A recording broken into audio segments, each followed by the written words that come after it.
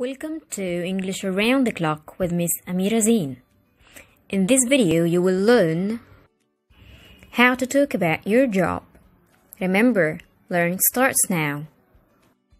If you want to ask someone about his job, you can say, "What do you do?" "What do you do for a living?" or "What's your job?" All these questions have the same meaning. You can say them in case you are the one who is asking. Now, if you want to answer one of these questions about yourself, you can say, "I am," and say the job. For example, "I'm a teacher." Or, "I work as," and say the job. For example, "I work as a doctor." Now, if someone asked you, "Where do you work?" It seems like a simple question, but there is many ways to answer it. You can say, "I work at," or "I work in," or "I work for," or "I work with."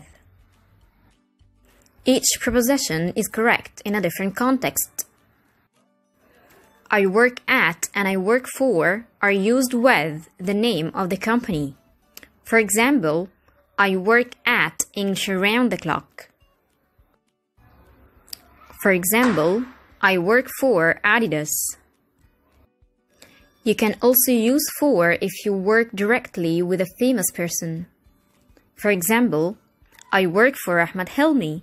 I'm his public relations manager. Okay, now I work in is used in for situations. You can say, "I work in a place." For example, I work in a hospital, or I work in a school. You can also use in with a city or country. For example, I work in Alexandria. I work in Egypt. I work in is also used with a department or an area in a company. For example, I work in sales. I work in chemistry department. I work in human resources. Finally, you can use work in with a general area. For example, I work in consulting.